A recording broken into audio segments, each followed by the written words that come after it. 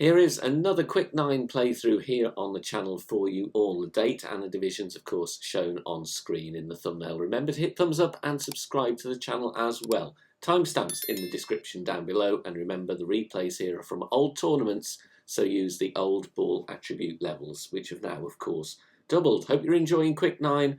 Good luck, and remember to tweak according to your clubs and balls and wind angles. Here we go. Any form of tailwind, I'm going to be blasting it over there. Tighten ball, we're going to be absolutely fine. 6 bars of top spin, 2 bars side spin to the left. Going with the APR because we need it for the curl. Max plus 10, push back up to max. Then we're going to go with full overpower. You see, I'm going to use what looks like a lot of curl here. The reason I'm going with this is because we have wind from left to right. It's going to push us towards the bunker.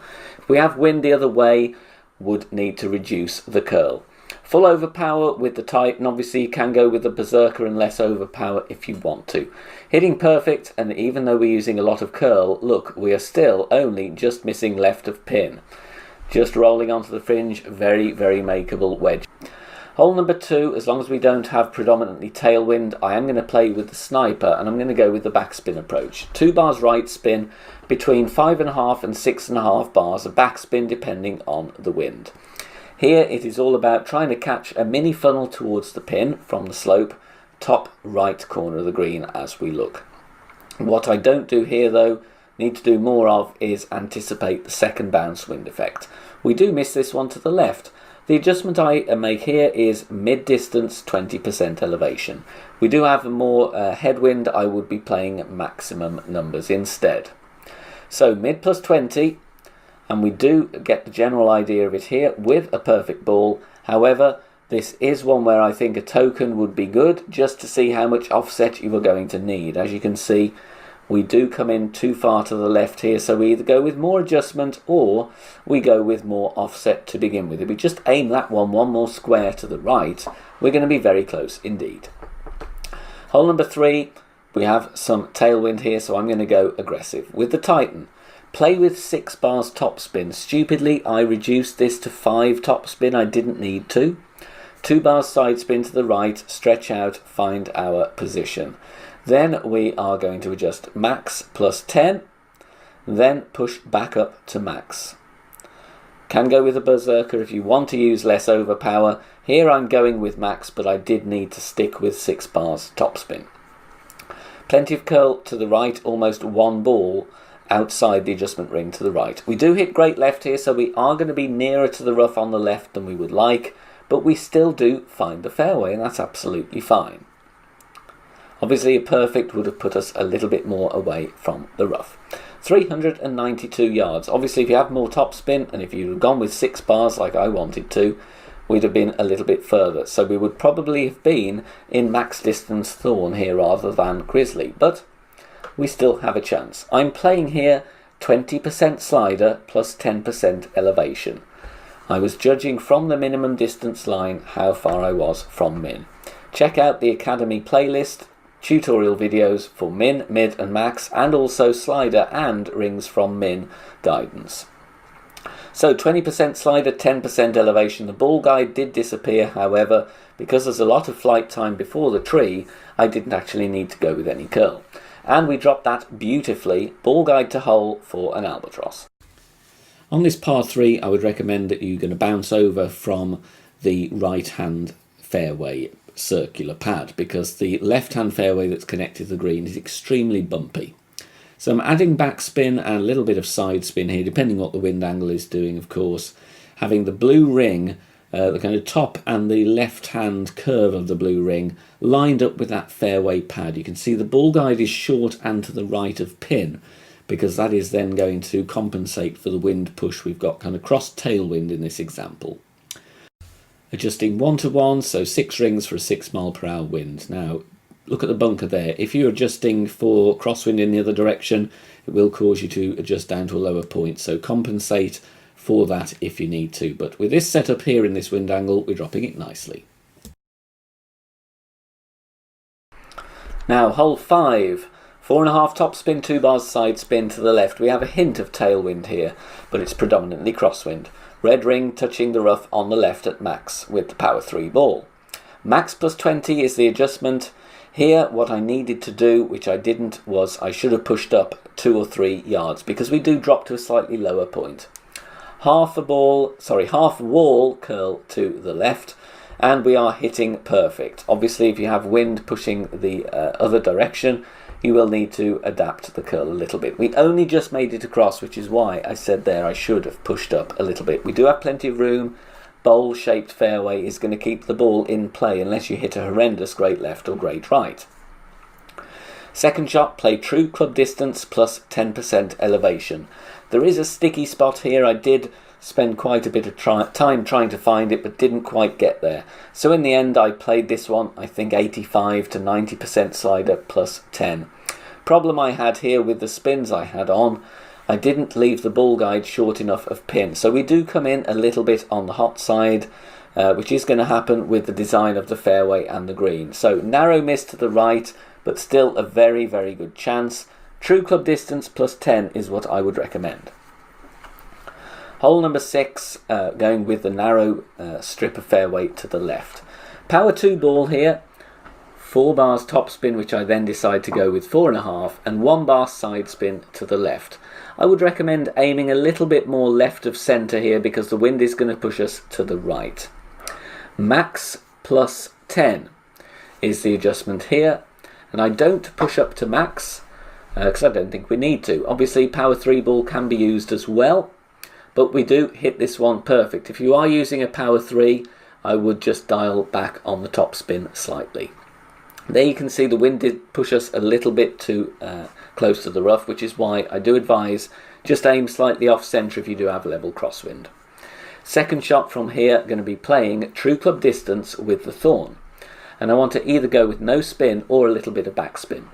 I'm finding the min line here and I'm pushing up rings from min. As I mentioned earlier in the video, if you don't know about that concept, check out the Academy playlist. We do have a tutorial about it. It's a very, very good way to drop more shots.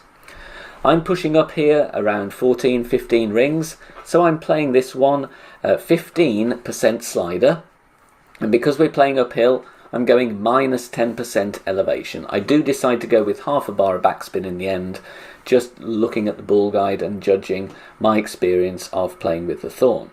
Pulling over the bullseye here, as I said, 15% slider, minus 10% elevation. We have an excellent chance at a drop here.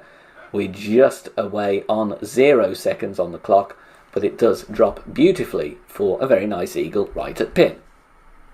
Now, I only had a headwind example on this hole, unfortunately, but the way I play the hole in other wind angles is very similar, so obviously we'll need to tweak this, but the rough bump gives you the best chance. We're playing with a few bars of top spin and 1 bar left spin. Now, depending whether you've got headwind or crosswind from left to right or right to left, you can play on the rough on either side of the fairway, but the rough bump is the best chance. Using the quarterback here, obviously you can see we have direct headwind. Now, I adjust this one max plus 0. In crosswind, I would usually go mid plus 0. So obviously you will need to tweak the setup a bit with the modifier that's in play on this tournament. But the rough bump really is the best way forward. You can see here I'm just a little bit short of pace, but the rough bump is the best chance at the hole in one on this tough par 3. Tailwind on this hole means we can go aggressively and get to green. We're going with 4.5 top spin, 2 bars right spin. I would recommend you play with a berserker to remove the need of excessive overpower. Stretching out there with extra mile 8, and I can just see the third bounce just going into the far side of the bunker, and that's because the tailwind is going to push the ball guide on more than it is shown. So I let my target fall back to max rest. Then I'm going to adjust max plus 10 power 5 numbers, and I'm going to do a small push up here, and I'm pushing up by 3 rings, and that's based on the amount I'm estimating I need when I was stretching out my target. Obviously the top spin will vary. If you have a much stronger tailwind, then you will need to dial the top spin back slightly or do less push up. It's one of those you need to just take a token or two and get some tweaks, but we want to bounce once on that pad, second time on that pad into the rough, and then rolling out, and maybe even getting a hole in one.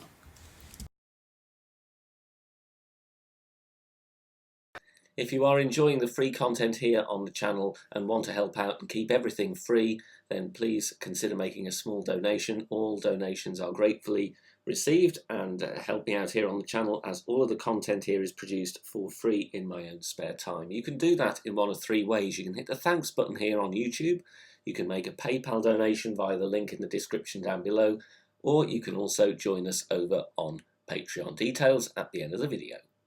Hole number 9 to finish then. We've got an interesting approach here, to be honest, playing aggressively on the second shot. Drive first, though, that we need to deal with, and we are bouncing over onto that circular area of fairway. So add your spins, get your second bounce just beyond the rough. So it's 4 bars top spin, I think, and then 2 bars side spin to the left. Adjustment max plus 15. Because I adjust downhill slightly, I do push up 2 yards just to compensate for the loss of distance on the aim point. Half a ball of curl to the left, obviously, because the wind is going to push us right. If we have wind the other way, you will need less curl. But we're just aiming to get towards the top area of this fairway, and that's absolutely fine. Could have pushed it a bit harder, but I'm still in range. And here, with this wind angle, I decide, do I want to go for a rough bump or do I want to play a containing shot? Obviously, if you don't want to go for the rough bump, just get yourself safely to the green for an eagle. However, 9-hole cup coming up, I do think we need to be a little bit more aggressive. Just trying to find a good position here and mixing around with the spins to try and get a good line to the pin. Playing with a decent amount of backspin, as you can see here. I do decide 2 bars of right spin is the way to go. And look, we've got a nice little route there to the pin. We're not at max distance of club, but the time is ticking on this one. I decide to play it max plus 20. Max plus 20. I do think this is an interesting route if we do have a good wind angle to attempt.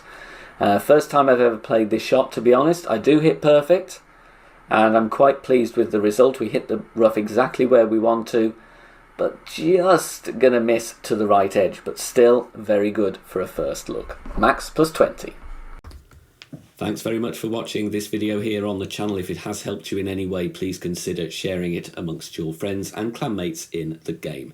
Join us also on Facebook. Head over there, search for BK Golf Clash and join our free group. Loads of members there sharing shots. Free guides are posted, as well as loads of other great Golf Clash resources. So check us out there. You can join in the discussion and also leave feedback on the game in general. Finally, if you wish to help support the channel and keep the content free for everybody, please consider becoming a Patreon member. The link is in the video description down below. Good luck, see you soon, bye for now.